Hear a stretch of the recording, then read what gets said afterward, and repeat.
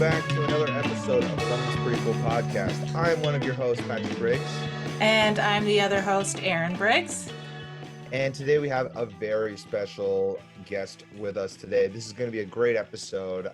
This is going to be really interesting for all of the music fans here in the city, as well as just maybe not even just fans, but like people that are trying to get into music, trying to maybe do some recording, maybe some home recording, maybe want to go to school for it. There's going to be a lot of learning going on today that I'm really excited about. We're talking to Dan Brodbeck. He's a Canadian record producer, recording engineer, and he's a recording engineering professor here in London, Ontario. Dan, thank you so much for joining us. How are you doing today? Very good. Thanks for having me. It's so nice to have you on the podcast today. Like I said, this is a really exciting thing to have you on, just to learn about some of the music stuff that you have been a part of here in the city. Myself being a musician myself, it's just myself being a musician myself. Me being a musician, it's just like it's really interesting to speak to somebody who has a career in it, and I feel like this will be a great opportunity to learn a lot. But let's get started right from the beginning, if you don't mind. How did you start in the music production industry? Well, I've played guitar since I was 6, and I'm 55 in a couple of months, so that's it's a long time. It's between that and like art, drawing and painting are all I've really done. So two really just guaranteed careers, either art. Maybe I could have gone to culinary too, which of course I also love. So I'm apparently attracted to things that are almost impossible to succeed at. It's actually not true. I know a lot of successful people in music, so it was just a fascination. I took to it quickly, and I played and played and played. I played guitar almost every day since, and my dad was really into it. Me and my dad like jammed all the time, and my dad made guitars. My dad ended up owning a music store at one point in London that was there for years and years. It eventually is the Long McQuaid's that's there now. So wow. Music Mart was there for years. Before that, he was actually a bank manager, which is not him. So it was just, that was strange. The music store thing wasn't strange, but so I was just around it a lot. But the equipment I was fascinated with because I was always seeing it and stuff like that. And I had a 4-track cassette machine when I was 13, I think, 13, 14, and was just fascinated about the recording process. So, it sounds silly to say a 4-track cassette. The thing was probably $1,000. No, 4 tracks would be laughable at this point. The power of it would be not as great as what's on my phone at this point. So, but it was what your entry level into multi-track. And so I would play drums and I'd play bass on something, and I'd play guitar, and I wasn't a great drummer, but I had this control freak syndrome, which is what producers do. So really, if you have a vision for a song, and you know how it should go, or at least think that you do, you're producing that song. So I didn't really know what that meant at that time. I have students that come in at 18, 19 years old that don't know what producing is. When they walk in, they think that's the person that turns the knobs, and it isn't. It can be. I was, and some people do both, and it's very normal to do both now. It wasn't then. There was an engineer and there was a producer, and they were two separate people, and I would say 98% of the time. But it was really just so I could play all the instruments, and I was fascinated with layering of stuff and adding stuff and listening to records. It got to the point where I didn't listen. I shouldn't say this. I still listened for the songs. Bands I loved that were just bands I loved, I listened for the music, but I listened to music I would normally probably hate, but I liked the sound of it, or I liked the vocals tone, or I liked the snare drum sound, so the putting it together became kind of fascinating for me. So I was in bands like into my maybe mid-20s, maybe pushing 30, but I just didn't. I love playing, but I just don't care about that side of it as much. If I could transport myself, play, and somebody else does all the hard work, and then every night I sleep in my bed. That would be great. So, and recording, I had a little recording studio early on, maybe at 18. Those weren't that common in your house really then. It's very common now, of course. But I took to it, and I just kept, I mean, the music store thing, the connection, people be like, my dad would just sort of recommend to people if they didn't want to go to like an expensive studio yet, or, oh, my son's doing this thing. And one thing leads to another. I mean, even people I teach, it's that way. One or two clients first, and then if you're, well, you can't suck at it. So if you're good enough at it that people go, wow, that's actually pretty good, I think we're going to come back, and then they tell a person. And then oddly, bands, as you would know, break up and reform in different bands like pretty much all the time. Or people are in multiple bands. I believe you have somebody who's in multiple bands in your band, don't you? Yeah, I do. We all are in multiple bands. You are, yes, exactly. So there's always these little pockets of, you know, you'll see that throughout the city and stuff. And if people are good, why would they go to somebody else? And that kind of splinters off into different things. And then before you knew it, I had a 2-inch 24-track tape machine in my parents' basement and a console, and I was in my early 20s, and it was just all money I made on it went back into that because I was living at home. And it just, I ended up building a facility on Charterhouse Crescent, which is there now. I think it's called Charterhouse, I think, Studios. And me and a friend of mine and my dad built that when I was, I think, 21.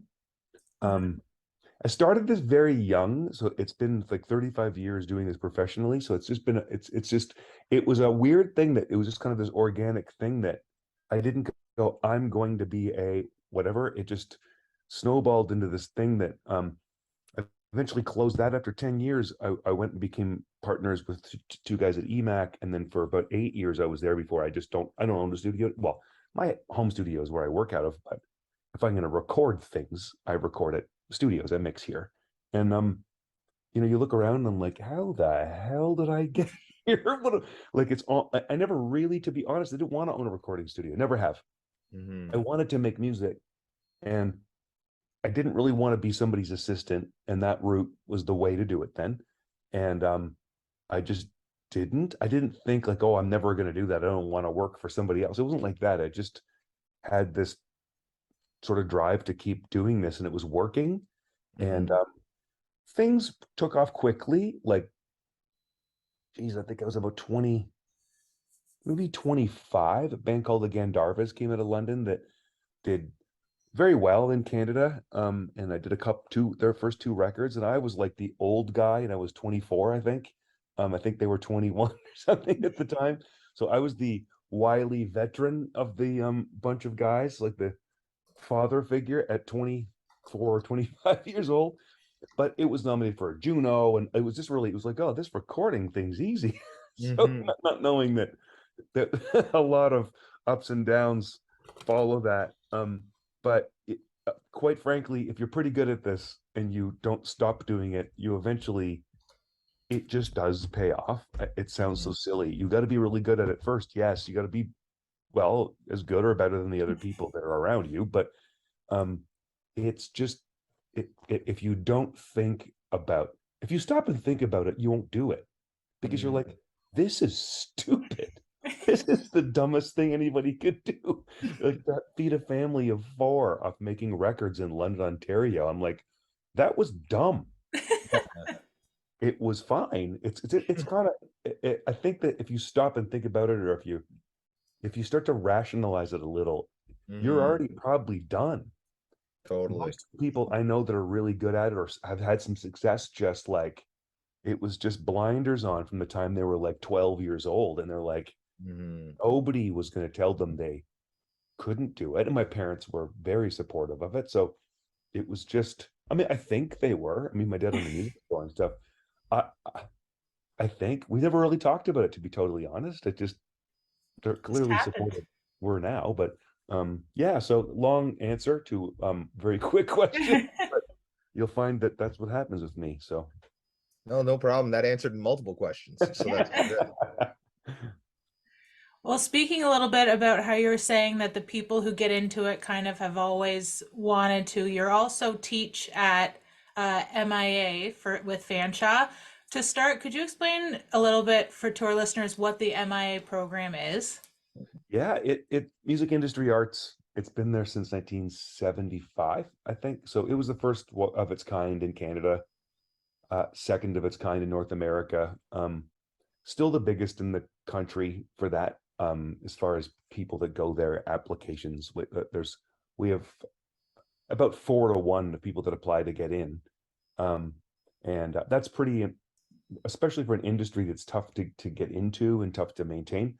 Um, that's a I mean, that's the kind of ratio you would expect at a guaranteed job. So there's a passion with these people, but it's recording engineering, like the technical side of recording, plus the creative side of the recording, which would be production, producing, songwriting, that kind of stuff. And um, there's an element of some music business and marketing stuff, but there's also an element of performance now in the last 11 years or so. Not like how to play your instrument. That's expected. It's more about you're expected to play. Well, you're not expected to play an instrument. Some people don't actually that they're coming in. They're more interested in the technical side. But if you're going to grow as an artist there, it's more about developing that person, like performance wise, songwriting, understanding how to present themselves. There's a lot of raw talent that comes in, and first thing we have to tell them is to stop releasing music. Because everybody's releases music when they're like 15 and they're dropping a banger apparently, and usually it isn't, Yeah. and that stuff lives out there forever. So um thankfully there was no internet when I was in bands when I was in my 20s, because I think we sucked. um I mean, collectively, I just don't, you know what I mean? I think back and I'm like, I think those songs were crap.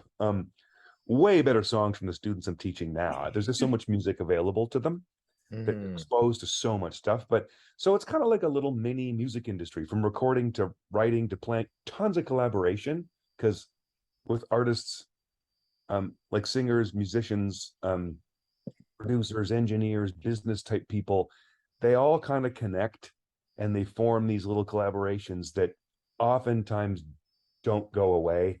Mhm. Like Texas King, or the band New Friends, which is doing well right now. Well, that's what the name means. They all met in the program. Um, so the artist side is kind of taken off.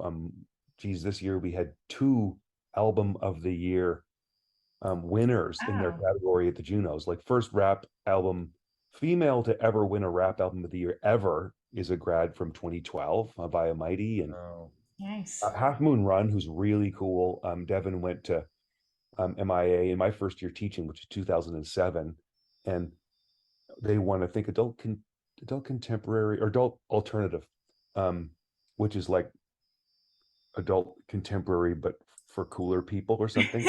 It's a and it's not pop music, but it's not adult contemporary. It's like Yeah. somewhere in the middle. But um, so it's kind of, this artist thing has been working, like developing Mhm. artists, because the engineers are all kind of behind the scenes and producers and stuff. We don't really see not much of their faces and stuff. And the majority of the success of the program historically is people mixing and recording and producing records, like more than anybody in the country, like Grammy nominees and winners and Emmys and Junos. I mean, that doesn't mean everything.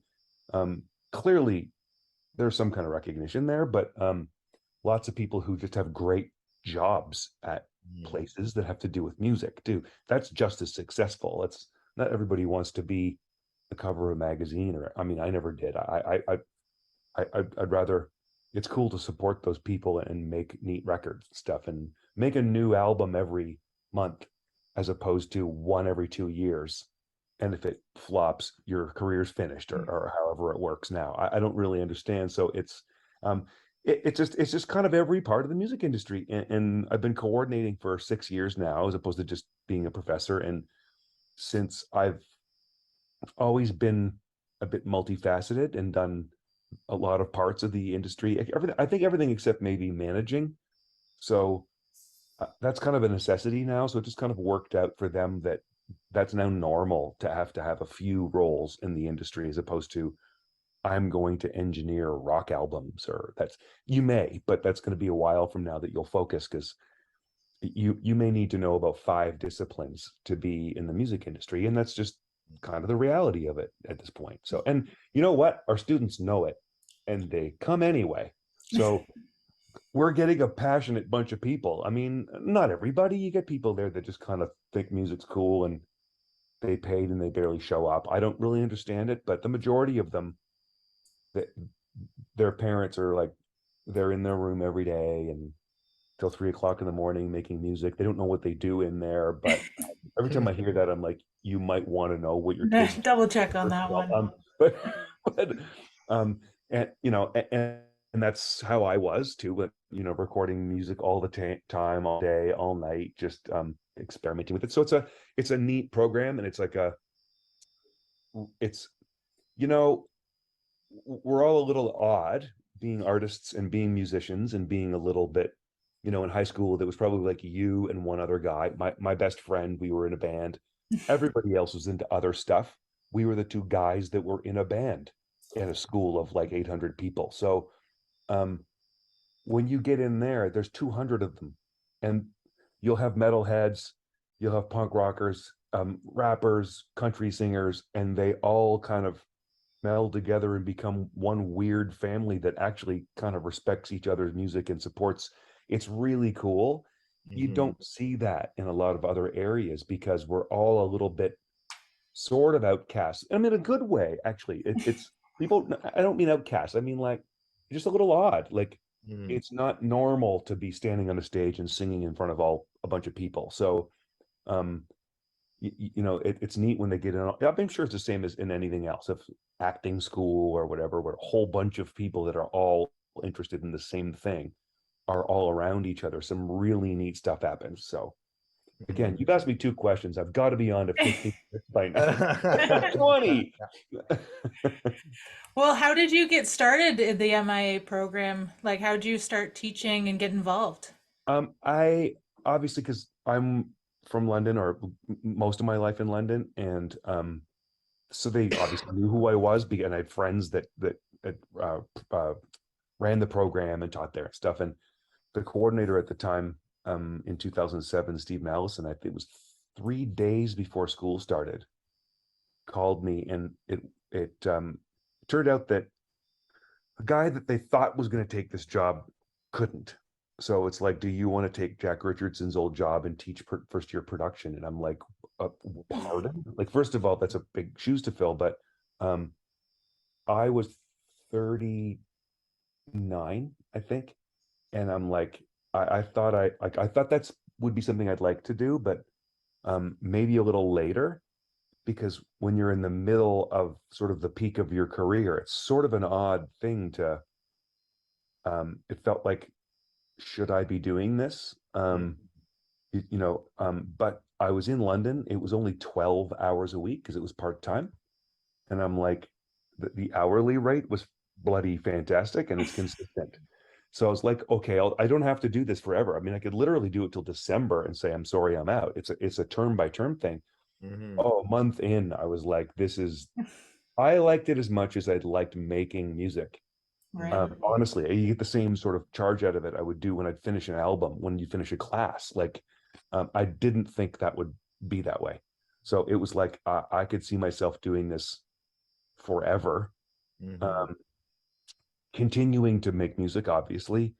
And I mean, I think the busiest and highlights of my whole career while I was teaching, which is odd that all of that happened at the same time, but it it I did that part-time for 2 years, left for a year, and then came back part-time again. And then just chance that a job opened up. They had given me a teaching award after my second year teaching, and then I also had just won the Juno Award for engineer. And I'm like, the job came up as the engineering professor, and I'm like, if I don't get this, it feels like I should. I'm worried about everything, so I still thought, well, there's a You chance. never know.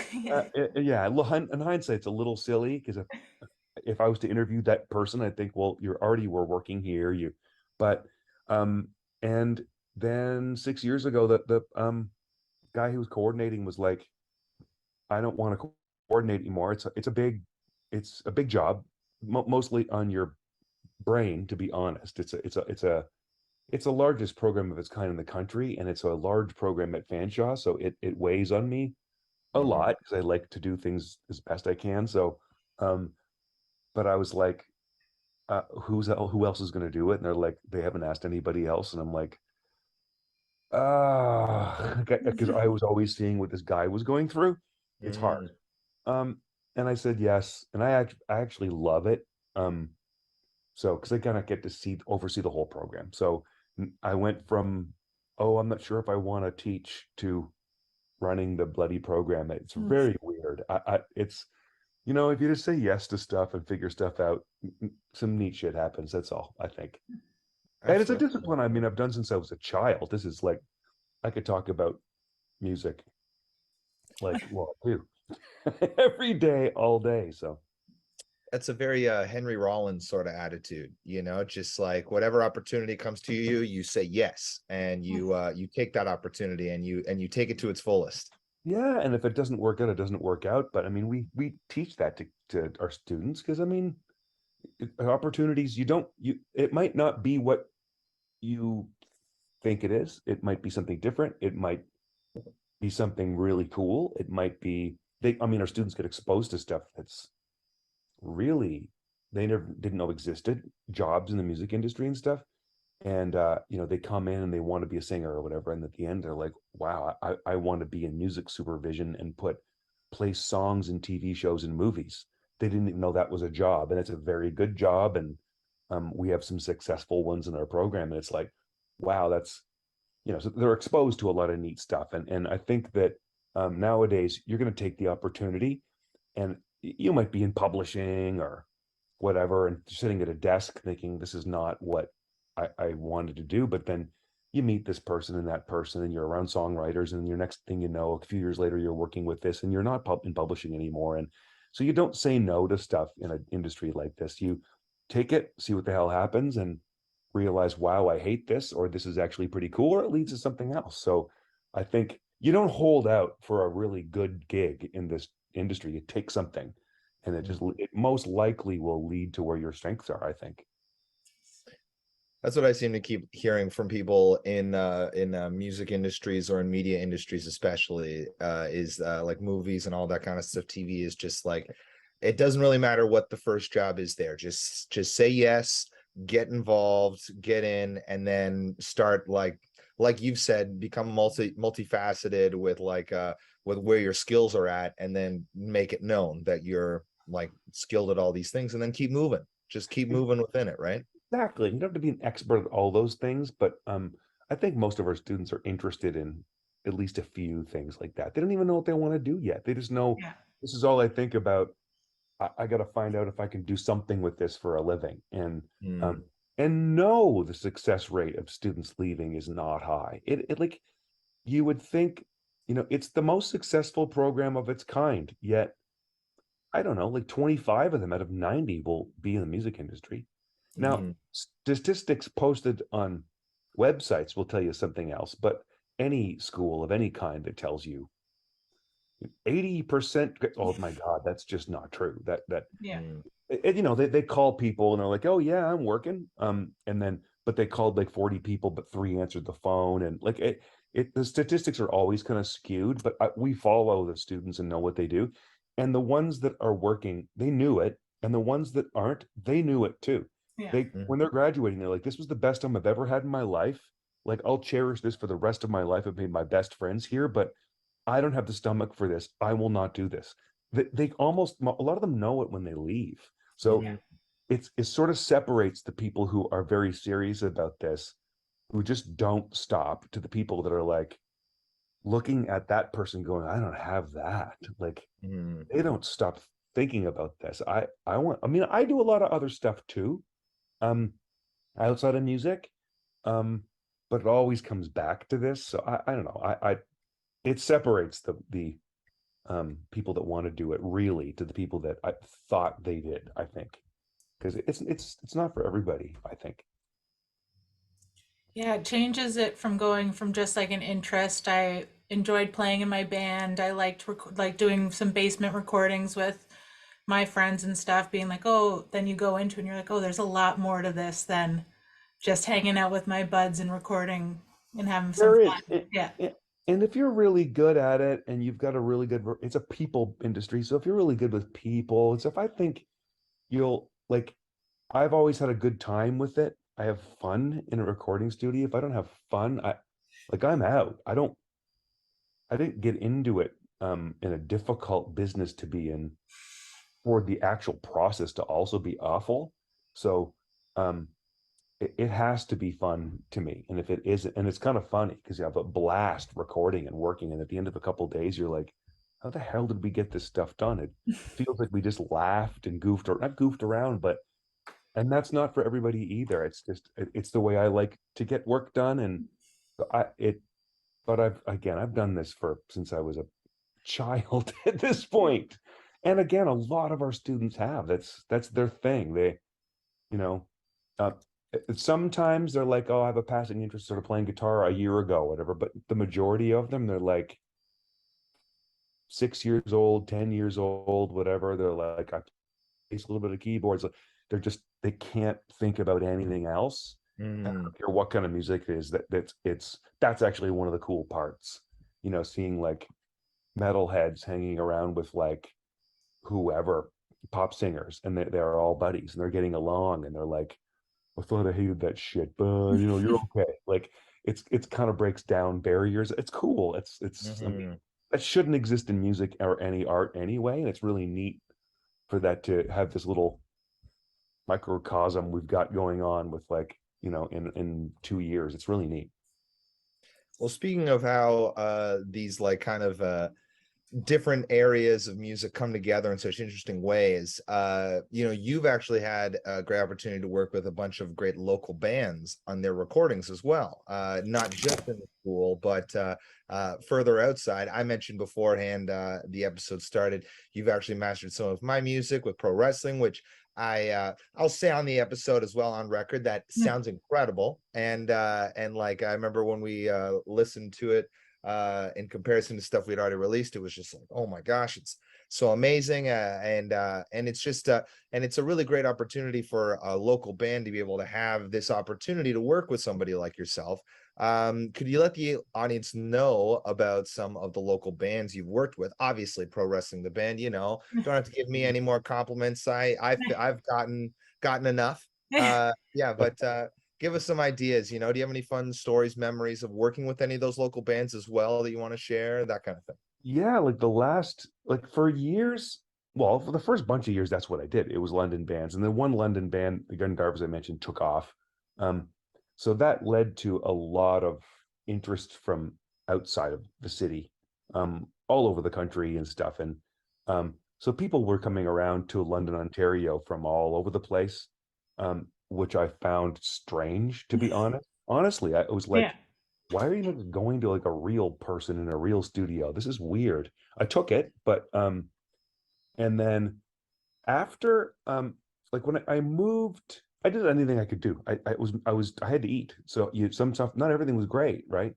Um, and then when I went to EMAC in early, I think it was or late 2000, but September 2000, um, I had working with this band I worked with forever called Bomb 32, who were a London slash Toronto band. Um, and then they got a deal with RCA out of New York, and Wow. they ended up being changing their name to called Headstrong, because I don't know if you can imagine, but around 2001, having bomb in your name was bad. Yeah. Seriously, you weren't allowed in the Yeah. US. You could not have. There's a band on RCA called Sugar Bomb, and that was a problem because it said that on their cases that were being flown, and it looked Oh like a no. description. Yeah. So which isn't a real thing. I mean, it's not an actual explosion of sugar. I don't know what the hell the problem would have been, but so they changed their name and everything. But that was uh sort of started a bit of like I was at EMAC like 2 months, and then I got this phone call, and they were like, "We think that you are a part of the sound of this band," which That's unusual, just to let you know, because they'll usually go with a tested. The band is untested. Let's get the big rock star producer and rock star mix engineer, because at least then we've got the sort of branding of this big. So it was weird to be called by the senior VP of A&R to say, this is, I'm David Bendith. Do you know who I am? And I did. I rhymed off who he was. And he's like, who the hell are you? Like, why do you know this? And I'm like, it's my friends. I figure I should know who you are. You signed Treble Charger when you were in Canada. You signed whoever the Crash Test Dummies. You did this, and then this. And when you moved there to, he was like, what the? And I just, well, it's my business. And he said, I think you have a lot to do with the sound of this band. And so I'd like to give you a shot to do like 3 songs. What would you do with $250,000 US budget? He said. Ooh. I had a band there, and I literally was on the phone and I went, get the fuck out of here. My They were like, God. what? I went, go, Go. come back tomorrow, but you've got to go. I'm sorry, but this is too important. And I talked to him for, I probably made up a whole bunch of stuff, to be totally honest. I have no idea. I was nervous as hell. Because that call doesn't come very often. I mean, if you do this for long enough, you're going to find probably a person or two in your career that likes you for whatever reason, your work or yourself as a person, and is like your champion. He was like, I don't know why. Honestly, he just sort of he was known as a bit of a tyrant and sometimes not a great person to be around. So I'm like, what? He kicked out friends of mine out of their own band, and I knew that. Hmm. I was like, why does this guy like me? And then halfway through, I think the first rough mix, he was like, I want you to do the record. So he was like, make up a budget. And I was like, yeah, how what I don't know if he knew I was kind of just fishing, and we want to pay you this much. And I'm like, okay, yeah, that's kind of where I was headed. I had to have been so full of shit. So made up a budget, called Jack Richardson, and I called Jack and I'm like, help me do this. And the funny thing is, there was like older stuff in it, like union dues and union fees. And this guy knew Jack very well and grew up friends with Garth, his son, who first Rage record. And they were like friends. They knew each other really well. And he gets this budget and he's like, what the hell is all this shit in here? Who are you talking to, Jack Richardson? And I went, yes. Oh. So that honestly, that was that same thing with starting over again. It was like that one thing leads to another thing. There's another rock band that had a different A&R guy who's basically a wall away from this A&R guy, and he was like, we're looking for a producer for this band. They might even need some songs written and stuff. He's like, I got a guy. So then that happened, and then a couple bands I won't mention because it didn't happen that were very well established, very well established. I think no, one was Eve 6. Remember that band? Ooh, yes, I absolutely. would swallow my pride. I would choke on, the song. And they were like about doing their second record, and I'm like, isn't Don Waz's son in that band? Like he's one of the biggest producers in the world. Mhm. And they were like, yeah, but that they don't even like to talk about the connection, whatever. Now that's lots of people have got those calls. That's not, then we want you to, but then the band is like, no. I mean, that's, but it just seemed like, oh, again, this is nothing. This is just work's just going to keep coming my way. And Mhm. you kind of ride that when you can. And I got to work with some pretty great mix engineers, heroes of mine. At that time. So honest, literal heroes, like dream people to work with. And I'm the producer, so I'm telling Andy Wallace, who mixed Nevermind.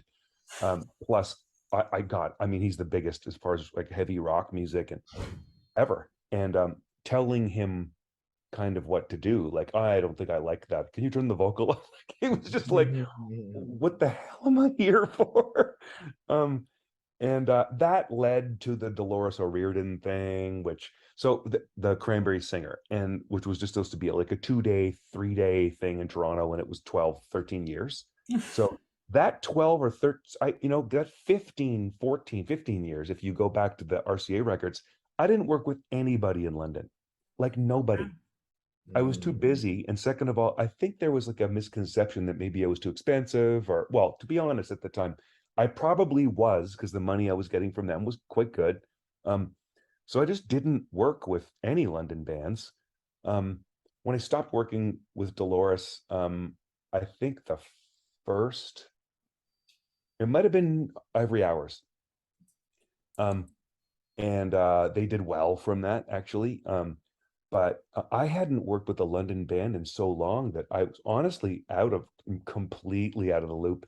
I used to be like, I used to be the loop. It was like how Simon and Kyle are in the sort of indie bands in London. Yeah. It's the of the up and coming kind of cool bands in London. That's what Simon and Kyle do. That's what I did. And then it sort of blew up and went this other way. So I was completely, even though I was still in London, based out of London, doing work outside of London, but still lived here and all that stuff. I was like, um, I heard them and like loved it, like really, really loved Ivory Hours. And Matt Grady, who was my assistant at the time at EMAC, had done, um, actually not at that time, it was prior to that, but he, I heard it and I was like, I felt I was like jealous. So he got me involved in the their first full length record, and I produced and mixed it. Matt engineered it, and then the next record I engineered, mixed, and produced it. I produced it with Luke, and then I've mixed his stuff ever since. And then it was like Texas King did those guys because I taught three of the four guys, and we got on really well at school anyway. And me and Jordan, the singer, understood music the same way. It was just all vibe and soul and heart, and not thinking about just music. Um, and then a few other things like Lost in Japan. And it's been a few mixes or masters and stuff, lots of that. But that involvement, of course, is smaller compared to the people who actually made, that's like the final shine, kind of like mastering it. And with you guys, that was you guys and Kyle, and then it was my job to not ruin it, kind of.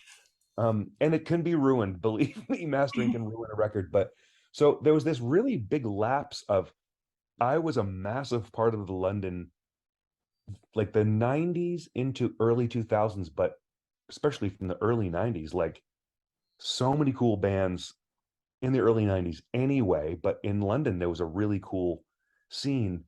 And I always felt that during the next 15 years, there wasn't one, but it might just be because I wasn't paying attention because I was busy doing other stuff. But there's again a really cool scene in London. And I think the school's a part of it now that there's all these artists coming out. It's not just recording engineers now. Mhm. So um, it's kind of funny, I'm working with some of these young bands again, and I'm recording in my basement again, or mixing, but it's like come full circle. And the only difference is my parents don't live here. I think. So yeah, but it's really weird. It was just this lapse in the middle. Um, but at that time, in the 90s up to about 2000, God, 6 or 5 Don Cherry Rock'em Sock'em videos. Like just a Mr. Dress Up album. I mean, stuff that you don't normally write down on your bio. Yeah. There's a lot of stuff I did that I'm like, wow, I'm glad That's that's so not out there. cool. Well, it's, to be honest, it's kind of fun now, but when you're starting your career wanting to be taken seriously, like, yeah, Don Cherry, Mr. Dress Up, Yeah. like That's my portfolio. you just keep those things kind of, in a little, and I didn't do a lot of commercials, which I'm sort of proud of, like 3 in my life or something. I engineered a few here and there, but uh, um, I haven't done a lot of that. There was a lot of that done at EMAC before I got there.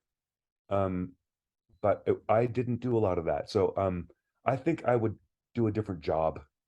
Like, I honestly think like it's like sort of what you want to do, but it's like dangling a carrot saying like, haha, you're almost engineering music, but it's actually terrible local jingles. Like I think I would have moved on if that's what I spent a few years soul sucking jingles. I don't think I could do that. So I've been strangely fortunate, I think. But if that's all you do and think about, I think you do get rewarded, I think, at some point. If you don't suck, you'll have to be pretty good, right? Yeah, You can't Totally. just try hard. That it takes some trying talent. hard is, yes, exactly. Yeah. Talent and time, absolutely. Yeah. If someone wants to work with you, speaking of, how would they go about doing that? Um, email me, like you can Google me and find me. Most people at this point would just find me through Facebook and send me a Facebook message. There's a very simple website. I actually believe, here, listen to me, believe. I think it's just danbrodbeck.com. I didn't make it. An artist I worked with who's also a radio, she sells, like she promotes to radio. Her name's Danny Strong.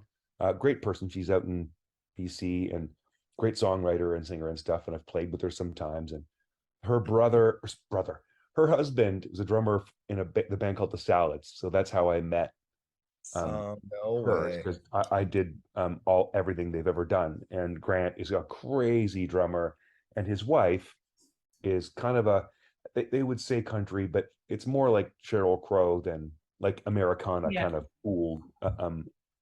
Nothing wrong with country. I'm just saying that it's not that as much as it is. She gets lumped into that, but it's more like that. But she was like, you kind of need a way for people to get a hold of you. I'm like, I don't want people to get a hold of me. I don't like most people. If they know me, they'll find a way. They want to find me that bad. So she was like, no, I think we should do this. It's like one page, but there's like I thought, isn't that how you found me? You know what it was? Yes.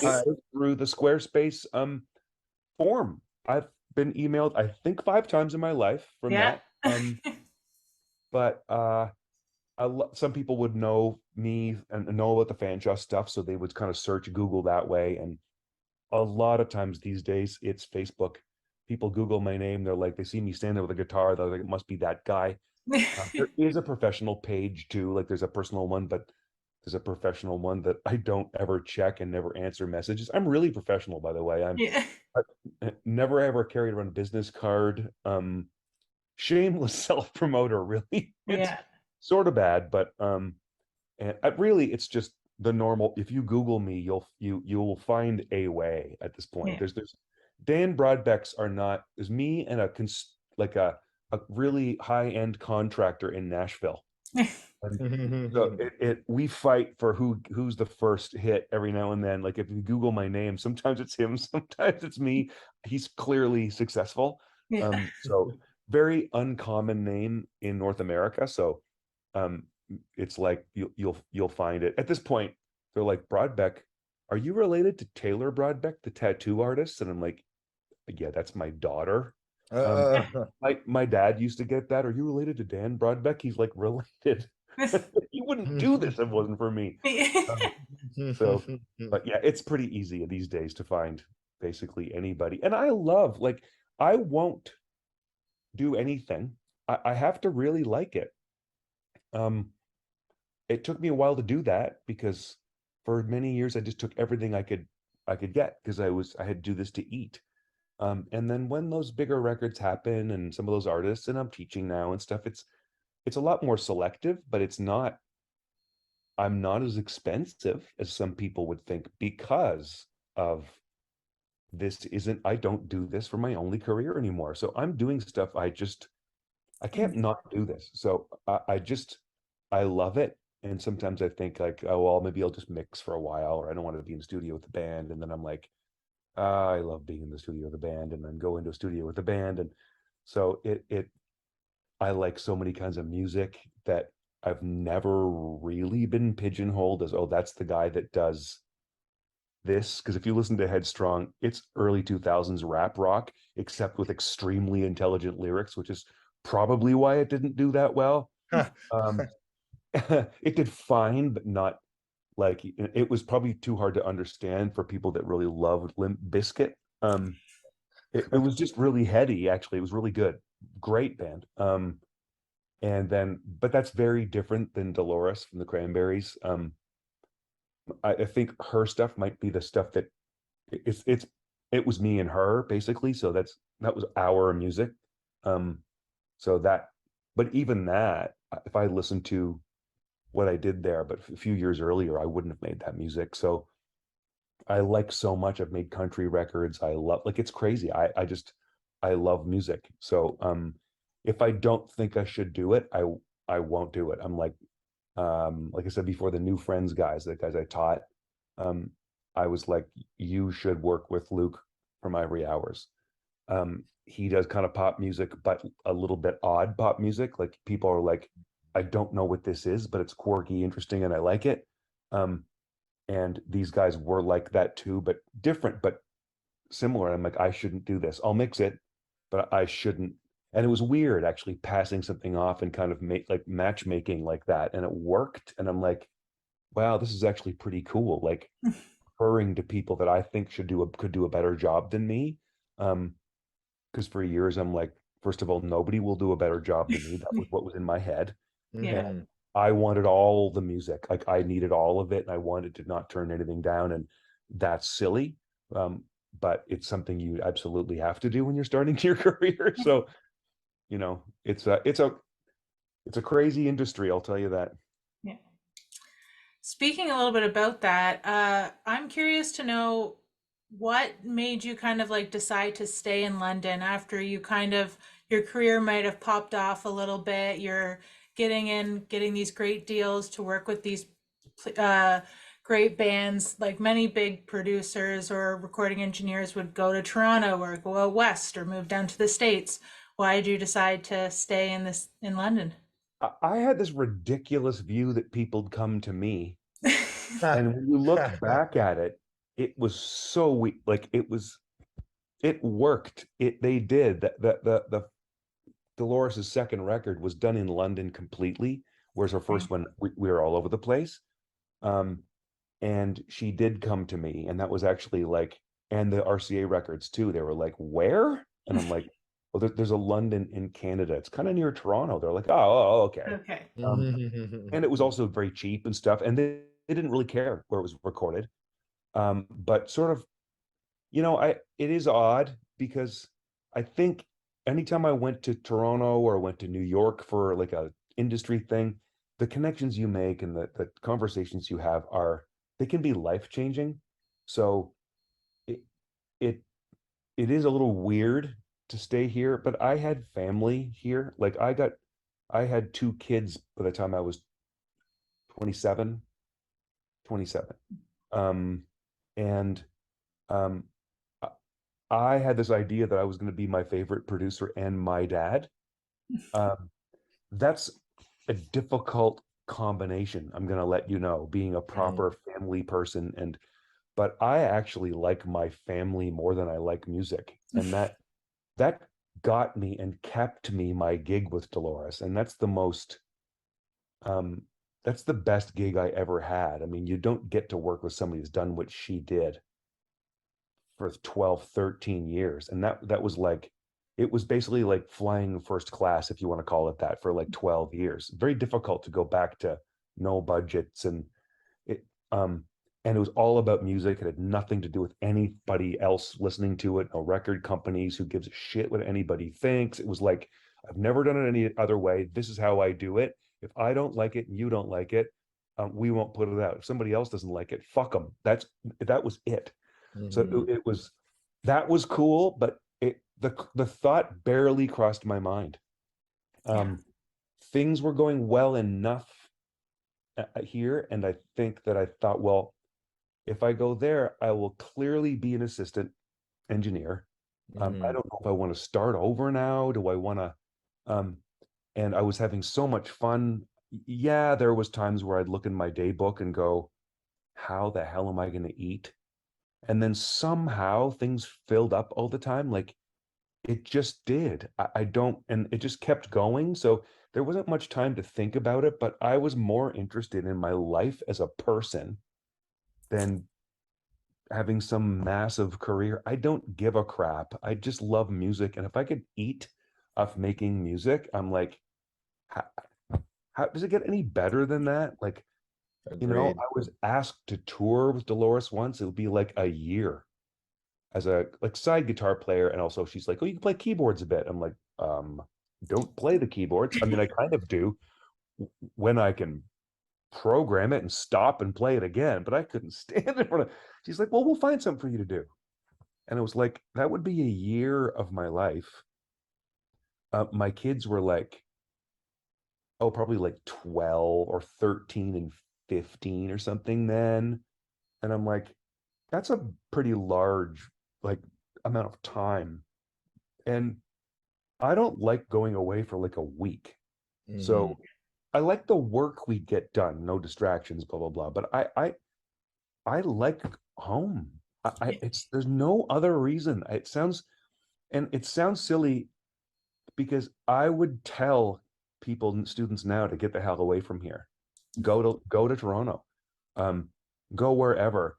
You know, starting your career here is, I think, actually is kind of an awesome thing because London, especially in the past bunch of years, there's a lot of momentum in the city for music and stuff. And I think um, eventually you're going to probably have to leave, but it still would be your home base. So I did travel, yes, to make music and come back home or whatever, but it crossed my mind. Me and my wife had conversations, but she didn't want to go. So she was more like, you should do this for like a year and play it out. And I'm like, that sounds a lot like I would leave and never come back, because it probably would, which I didn't want. So I'm like, it seems so weird because I tell people, don't do that. Don't don't build a recording studio. Number one, that's ridiculous. Not like what I've got. Like that, you kind of need that. Build one where people come in and rent your studio. It's a very difficult business to be in. Um, Lots of equipment to upkeep and all that. And but it's really weird. It's a difficult answer, except I loved my family life and I wanted to keep that way. Yet when you're working like 18 hours a day to 6 or 7 days a week, does it really matter where you are if you're not home anyway? So yeah, I don't know. I liked home, and London happened to be home. I'm a suck for my own bed. Yeah. Oh, yeah. I know exactly how you feel. That's kind of why we started this podcast, right? Was we moved away from the city for school. We I went to Oakville, Aaron went to Wolfville, and both kind of cities that don't really have a ton going on at all in them, especially Wolfville, and if there isn't school on. Like when you come back to London, all of a sudden you're like, oh, there's festivals going on everywhere in the city, and now we're old enough where we can go to shows and stuff more, and go out to the local bars and hang out more. And all of a sudden you start noticing, and like you said, in the last couple of years, especially, the music scene has like really like jumped up a notch. For me, it was starting in like 2013, 2014. I was out of school and back and getting back into it and everything. And it's just it's a really, really cool place to be a part of, and see constantly growing and changing. Yeah, it's weird because people would on the outside would look at London and think, London, like it's a pretty conservative city. Sure, it's a kind of a university and college city. Uh, Lots of like our hospitals are great here, known for like neurosurgery or all these things. It seems or did at the time, seems pretty conservative. And it's like London. I mean, even the Juno Awards, when they pitched to get that here in 2019, they were like, no, seriously. It was almost laughed at. Oh yeah. Chris Campbell did that, and he was like, give me a 15-minute conversation. And that turned into apparently about 2 hours on the phone. He was very good at what he did. And he getting the Country Music Awards here in that same year or the year before, that was like a pilot that was proving to them to say, hey, look, it's the best one they've ever had. And we've never had this before. We've got this. And I don't think the Junos, oddly, even understood the connection, especially with music industry arts. We're like, three this year, it was 3 out of the 5 nominees for Engineer of the Year were Wow. MIA grads. The year before that, Producer of the Year winner, Engineer of the Year winner, both MIA grads. You're like bands, songwriters, like friggin' Honeymoon Suite went to MIA in the 80s. It's they don't think they really knew. and you started highlighting this stuff, and then before they knew it, they were like, hey, can we host this thing at the campus downtown? Like, they kept phoning me, asking me to do more and more and more, and I'm like, it was a big year. And I think that they were like, oh, we raised more money by, like, I don't know how many times, for Music Counts, which gives money to schools that don't have any money for instruments and stuff. Music Counts is a huge charity for music in Canada. Like, we Mhm. raised 100 and something thousand dollars before the Junos came to London. They didn't even understand how. Yeah. And then the UNESCO City of Music thing happens, and part of that was because of Music Industry Arts and Fanshawe, and because of the people that went through Fanshawe, the cool bands that are in London, the festival, Sunfest even is one of the biggest festivals in North America. It's just weird because we don't really give it enough credit if we've lived here long enough. We kind of like, yeah, it's London, but it is a bit of an odd city that way. Like, we're kind of known for nothing, and then we do have a music scene, and it's just strange that we do. I mean, even like Loud Luxury, the two guys, the EDM guys, went to Yeah, with Western, and Western. it's like there's just all these connections that people just don't know about, and I think it's really cool that it's happening, and I think that more people are starting a career here and calling it a home base, as opposed to lying and saying they're from Toronto when they go, get a deal somewhere. Yeah. Oh, we're from Toronto. I'm like, no, you've never lived in Toronto. I think it's Mhm. easier to say or something, but it's like the New Friends guys, for example. They're proud of the Fanshawe thing and proud of the London thing, and I'm like, none of them are from London at all. They met. They're doing well. Lots of stuff kind of bubbling with these guys, and it's very quickly too. And it's like they're happy to call it sort of their home, like where they formed and stuff. Years ago, it would have been like London, Ontario. Like, people, Yeah. you wouldn't, and it's kind of weird. It's coming back. Like I said, the early '90s, we had this neat thing. We had a few like amazing bands around that time that were. It was like a little Seattle we had going on here around '92 or so, that, like, and similar-ish bands because the whole world did at that time. Um, but it was we're seeing that now, but it's of all kinds of music. Everybody's pretty supportive too. Um, Mhm. and there's that new Hard Rock Hotels being built, which is the first one in Canada, which is going to have like 1,000-seat music venue. So to have that in the music hall and Rum Runners, and we need more small venues. We need more tiny places. Yeah. That we don't need big places. We got them. Um Yeah. we need more, but I think if COVID has taught us anything, it's that people have a need for live music. So hopefully, maybe, and the UNESCO thing and the sort of attention paid to us, I think it will start some people taking a chance on, that people actually like when people play music in front of people. Like, Mhm. that's how I grew up. It was bizarre. Called the office. First bar I ever played at, I was 16, and I had to get a note from my parents. Our drummer was 13. Um, and I think probably probably hundreds of times I played there. And um, you look who played through those awesome years and stuff. And I went there in the '90s, probably 6 nights a week. Just, Yeah. you could walk in there. There might not have even been a cover. You couldn't move inside or out, and it was 100% live music except Wednesday and Sunday, when it was still packed with Mo Gravy and Ray Gun. It was just like packed. And I mean, there's like 3 clubs around that time in the city. So we need more of that, because it's still more of a special thing. It's like, I don't know if you know what I mean, but it's not every night. It's not. And there was a time where there was probably 3, 4 clubs you can go in London where, if you didn't, you'd walk in and be like, I don't like reggae. And you walk down the street and there's like a hardcore band playing. Like, yeah, nice. Like, it was constant. So That's amazing. hopefully that kind of comes back, and it's not just bands that'll fill the music hall. Cause I mean, that's cool, but we need 100-seat venues, to me, like Yeah. standing room, like those little junk places in New York where they're the coolest places in the world and they're the size of my basement. Like, those places are awesome.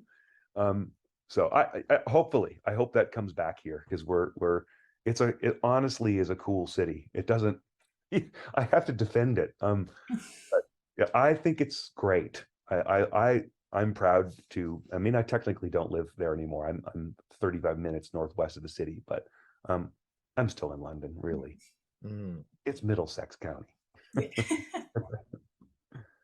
Well, we want to talk a little bit about your awards, not to change from London, but you've had a really cool history with awards, and I actually have we've got some cool questions about it. Or just like it's really interesting. Like you said, London based, right? So you've won a Juno in 2010 for Recording Engineer of the Year, which is pretty incredible on its own. But you've also been nominated for Record Producer of the Year at the CMA Ontario Awards. You like you've mentioned, you've worked with the Cranberries and were nominated for a Grammy in 2020 for their final album. Can you tell us just like a little bit about, like, you've already told us a lot about working with the singer of the Cranberries and everything, and just what that's been like, but these like the actual award experience and just kind of getting that recognition for your work, what's that been like? It Don't let anybody lie to you and tell you it's not cool. Mhm. If you know, I don't know if it's a generational thing. I think maybe some younger people might think that it's not as cool. I don't know. But kind of growing up in this industry, growing up around it, and always loving music and stuff, it's a pretty neat thing to see, like a Grammy or my old partner at the studio, who's an MIA grad actually, Trevor Morris, has won 2 Emmys for composing music. So, you know, you have to have a bit of an ego to do this. Yeah. Not in, just confidence in yourself. And me and him always were like, said we were the best. We're the best at this. We're the best. I mean, we to ourselves. We're talking to other people about it, and talk I to know him the feeling. one time. I know the feeling. Talk to him one time, and he sends me a picture, and he's got 2 Emmys behind him, and he's like, just saying. And I had one that, and I said, remember when we used to think we were the best? I'm like, I guess one year I was. Yeah. Like, and I don't think the best, to be honest. There was the first Arkells record, I forget who engineered it. I know who mixed it, is an American, but the Canadian engineer was up. Another friend of mine, John Bailey, who's been nominated about 10, 12 times. He's constantly nominated. He wins a lot too. One of the best engineers in the country, if not the best. And Dennis Tugas, who's also a friend of mine, who had won before for like Amanda Marshall, and then the guy who did the Arkells thing, and blue guy did Blue Rodeo, and I'm like, I don't have a chance in hell. Like, um, it like, it was the cool. Honestly, the to be cool. It's so cool to be nominated thing. Oh, such an honor. It's true. But I didn't think I'd win that. I'm serious. I mean, lots of people say that, but it's just the company I was in. I'm like, there's just no way. Like, and then obviously them announcing it, I was sort of stunned. I didn't get up and hug my wife. She's filming it. I actually filming it. Fuck up old. Her phone with the film in it, Yeah. Yeah. recording it, and I just went, oh, son of a bitch. Walked on the stage. I didn't know what to do. I didn't know what to say. My father had passed away during the making of that record, Dolores's record. So after all that time, to see that come and then him not to be around, I had planned on, if I was to win, I was going to say something. I didn't. I think my brain blocked it out. To be quite frank, I sat back down. I'm like, oh no, I missed that whole. I must have thought, honestly, I probably break it down or something. So I'm like, I guess it was a good thing. But I sat back down, and Dennis, who had won before, he taps me. He's like, remember when you said it was you? It was like, just amazing to be nominated. I went, yeah, because everybody says that. He goes, now you know that's bullshit, don't you? There is a feeling of, honestly, at that point, it was like 25 years of doing that career, and I'm like, it's just almost validation. You don't need it, but it's a neat thing to look at the names that are on that list and go, wow, for since 19, whatever the hell it was, 60 something or 70 or whatever it was, those awards, you're like, there's some pretty good names on that list of engineers and stuff. And the Grammy thing, that was so unexpected because unlike Canada, where you're the named nominee, if a Canadian wins an award and they're the artist, I don't win the award. I'll get a piece of paper saying I engineered the thing that won. Don't get a statue, and I am not a Juno winner in that case. And I have had 2 nominations for albums that I did, but I never called myself a Juno nominee because I wasn't the named nominee. At the Grammys, the team gets nominated. We can't do that here because there's people from all over the world on Canadian records. So you have to celebrate the Canadian that's on it. Otherwise, a whole bunch of Americans will be winning a Canadian award. So, like, I understand why. The Junos, at the Grammys, you have to be on 50% or more of the record. And I was, as an engineer, a guitar player, a keyboard player of all things, a writer on that Cranberries record. So, but I didn't even know they put it in. So her brother, at the last minute, they were putting in a compilation for some other like legacy category, and they were like, "Oh, why not?" Honestly, they forgot about it. So for them to get that call, because I was with a student in my office at Fanshawe, and a text showed up for this woman I've worked with in LA for years, a singer, and she went, "Dude, I think you just got nominated for a Grammy." And I, like, my blood must have drained from my face. And I said to the student, I'm like, he saw the text come up and he's like, "You're kidding me." And I went, "I don't know." So I looked it up, and then I had to look at the criteria first to make sure, because I wasn't going to run around the school screaming, with a flag saying I've just been, because that's basically what I did. And found out that that's, in fact, we were nominated for Rock Album of the Year. I mean, all the rock albums in the world. So, unfortunately, we didn't win. Cage the Elephant did, and they're awesome, and it's a great record, and that's awesome. And I thought, honestly, so did they, by the way. Think it's probably them or us, because that was Cranberries, a 30-year career, never were nominated for a Grammy, 45 million records sold, and Dolores had passed away, and you're like, come on, this is like, it's lining up basically for, and they didn't. It's not a committee that votes, it's members, it's Caris members, so, or Naris members. So it was odd because I honestly, as we get closer, I'm like, we're gonna win this. Like, I honestly did this time because of all those situations. And they went, "Cage the Elephant." I'm like, oh, like, it was a very different feeling. Now, I don't know, in the world, Grammy nominee probably means more than Juno winner, because it's the world. And it's a rock album category, like it's an album category. It wasn't like, children's album, non-classical or something. It's a little more fringe. Yeah. It's a category. So it means, like, just to go sit there and for a night pretend you're part of that sort of fraternity of people, because I never have been. I'm not. People know who I am in the Canadian music industry, but they don't hire me. Record companies, I don't give a shit. I don't. But I have had a living and done well, and those gigs I got myself.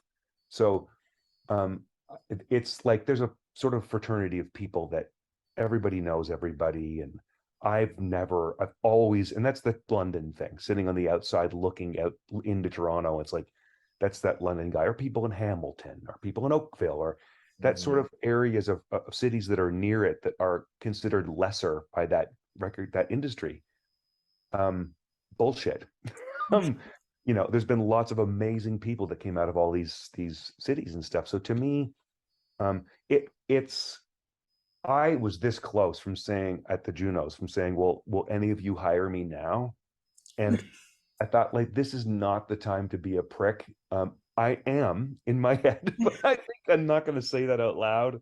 I think that people would have been like, "What's this guy on about? What's he so salty for? He just won." But like I said, the record company gigs I got myself. I didn't have a, you know what I mean? It was just so I think it felt pretty cool because both of those records A manager didn't get them. My last famous big album didn't get them. I did, like out of work I did. And um, in the case of the Cranberries and Dolores, it was just we got along well. I was supposed to be a couple of days and we got along well. I mean, that's me getting the gig. So it does mean even more, I think, in that case, as opposed to being, a tag along almost. Like it was me and her doing the whole record. So it's awesome. I can't tell you, like, yeah, not winning, it sucked. I mean, it because that was like, man, I think this is funny. I'm like, I think 2020 is going to be my year. Of I course. got back home at like the end of January, and I'm like, we all know what happened. Like a month and a half later, I was like, and my daughter's tattoo shop was about the new shop in Kellogg's. It was about to open. Her new shop, owner of a shop with these other two women. We both said 2020, this is going to be it for us. We were like, wow, were we wrong? And not to mention, it was weird because that same day, the Grammy day, was also the day that Kobe Bryant died in a helicopter accident. I woke up and I'm like, oh my Yeah. God, this is awful. So going down to the awards, it was just as many people at the red carpet as there was that were basketball fans and Kobe Bryant fans. It was like, it was a massive thing. And the scale that that's on is obviously, the Junos is pretty impressive considering the size of Canada compared to the US, but that is it's a different level, of production and stuff. And that was the year, it was 2020, that Billie Eilish won like everything. Yeah. Yeah. And deservedly, I think, that year. And we were sitting when I moved in, when the band left, and I moved down and sat in their seats.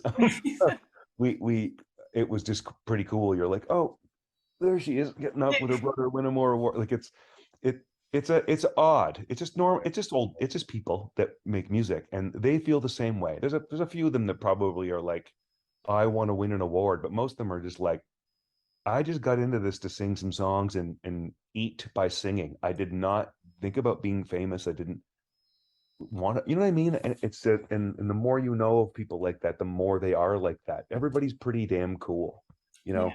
I've met heroes of mine, and that you know, and you'd be like, I have no idea who that is, but in the engineering or producing world, they're big people, and they're just people who were lucky. They're good at what they did, but breaks, and they lived in the right city, or they moved and they did the right thing at the right time, and and it's happened to students of ours, and it's a it's attainable. I think that's what the when you look at that and you're like, oh, I'll never reach that, or and then you're like, I now have too many friends that are, whether it's Grammys or Emmys, and they're all around my age.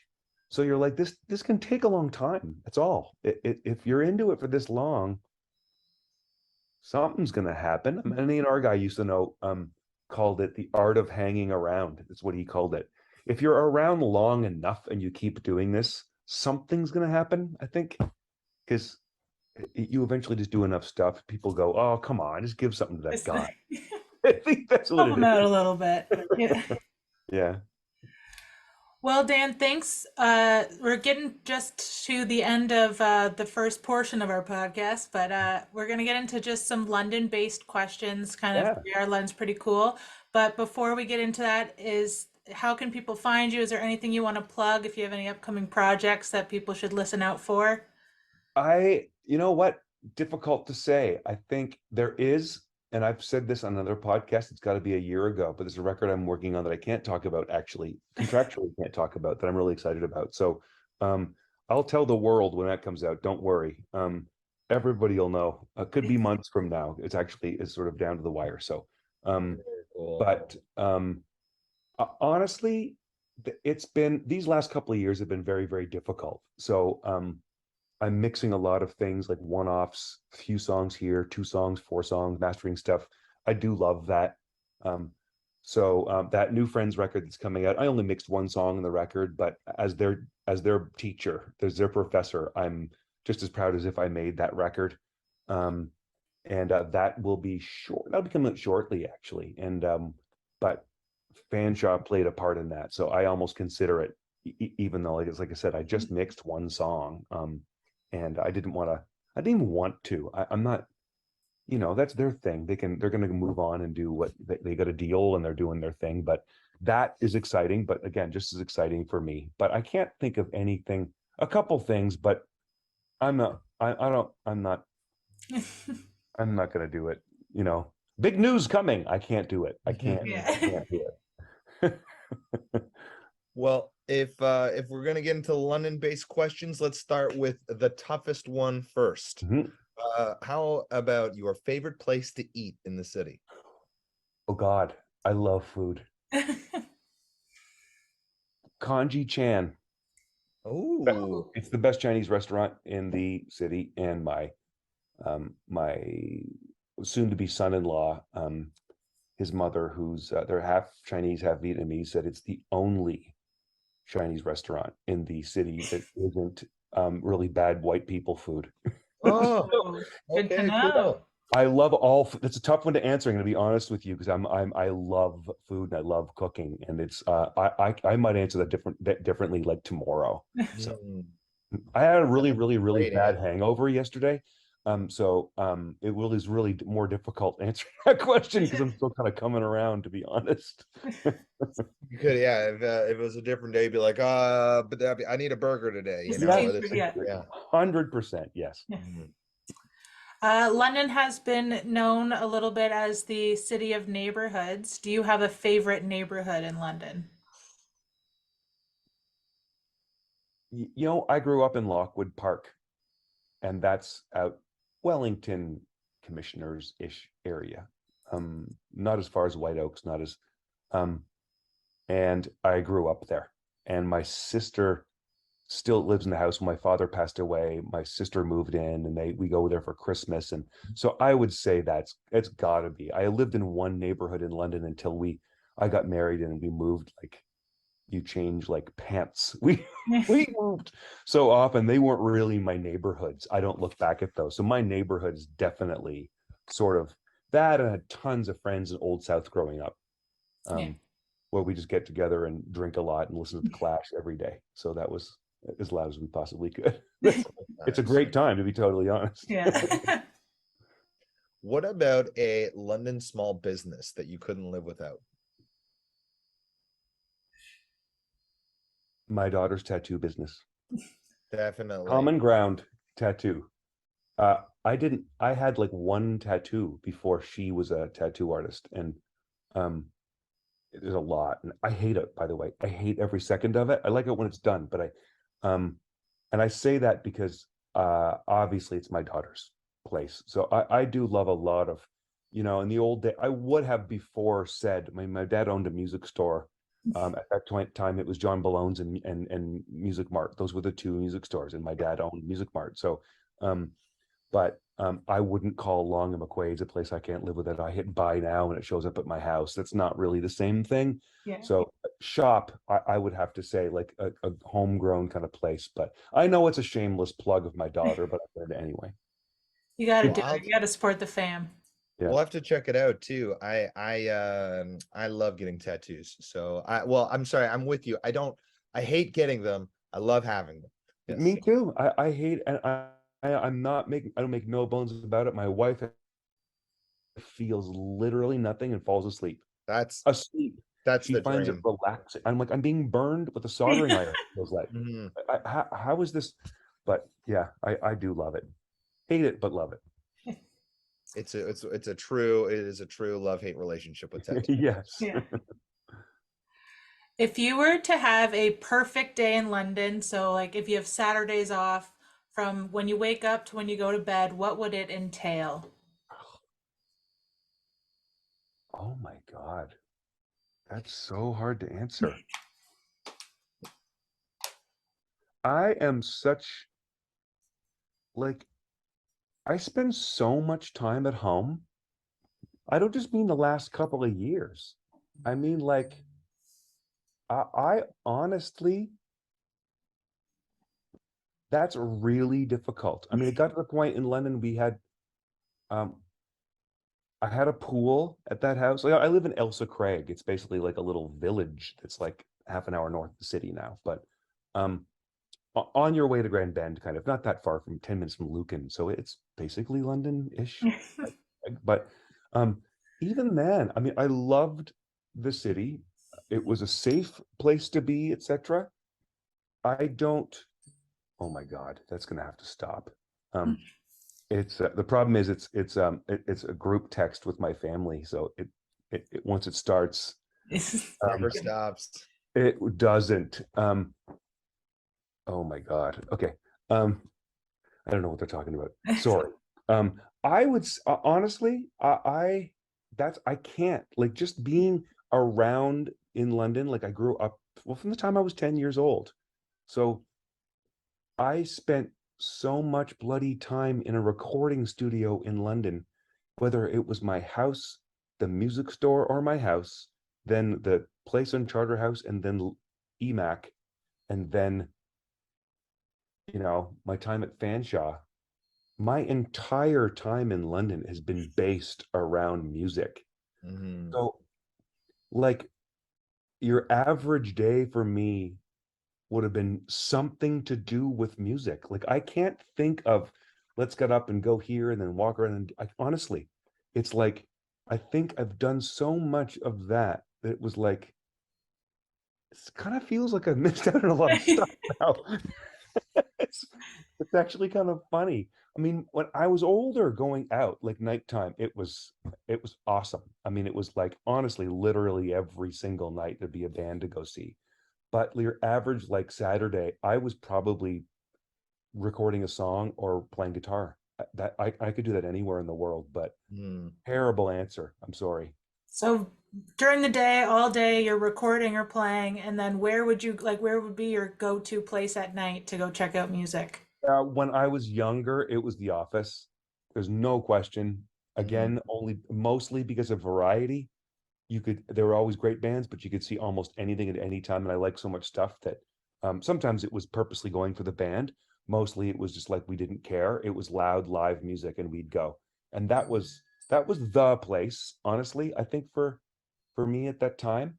But then again, when you have kids young and then I'm getting into my 30s and I'm like running a business and all this stuff, it's like when I went out to see bands, I went out to see bands because I had to go see them because I just made a record with them, or I had to go see them because I was supposed to go see them before I made a record with them. It was like, and it felt more like a job at that point going to see a band. And now if I go see a band again, I'm going for fun again. Or in Mm. lots of cases, they're students of mine at this point, which is kind of cool. But yeah, it's been, I sound so old and boring, but I am old and boring. Well, not old and boring, but somebody might classify as older is like a hidden gem. But we're not gonna. So, what is a hidden gem in the city for yourself? That could be a person, place, or thing.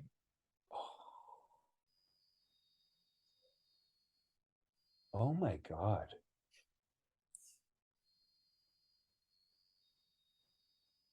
I can't. It's hidden. It's so hard because it depends on what you're talking about. Like, Well, something maybe that you love that you don't think everybody else knows about. oh Maybe. God, I'm going to be able to answer this really well in about an hour. Some, you know what? Tony's Panzerotti. Mm. I, nobody outside of London understands. And I used to feed that to people. Like, oddly, a young woman that RCA sent up from where was she? Oh, like Malibu. There's lots of good food. Um, I was like, you got to eat. We're getting this thing. You got to eat it. And she was about to sing. By the way, the thing was the size of a football, filled with cheese. She couldn't sing after. It was really stupid of me to do that. Yeah. Everybody, and it's been legendary. People that when anybody from outside of London that came to London to play to record because they were kind of near where EMAC was near it's like Dundas and Quebec, and they were Dundas and Rectory. It Mm. was like, what are we gonna get for food? I'm like, I've got just the thing, but we'll be done. You'll need a nap. And it honestly so much so that I had somebody on my birthday 2 years ago who lives in BC call Tony's and have them deliver it 45 minutes out of London to me here. Oh wow. Because it was like such a like, oh, this is what like this it had been associated with me oddly. Or me recording. I don't know if in London it's hidden, but I mean, you won't be able to go to the bathroom properly for about a week, but it really is fantastic food. Just so much cheese. Just Yeah. so much cheese. Yeah. Yeah. Well, Great that comes to our final part of the podcast. We've got one final game here where it's a lightning round. So we're going to give you two options, and you're going to give us two choices, one of those two choices, and we'll keep lightning on through. Okay. So this segment is called This or That. Okay, so like we explained with the round, are you ready for a lightning round of questionnaire? Sure. Yes. No. But yes. All right. So starting off, we go with Western Fair Market or Covent Garden Market. Covent Garden Market. Grooves Records or Odyssey Records? Grooves. Masonville Mall or White Oaks Mall. Masonville Mall. Springbank Park or Gibbons Park? Gibbons Park. This one will likely be easy. Fanshawe College or Western University.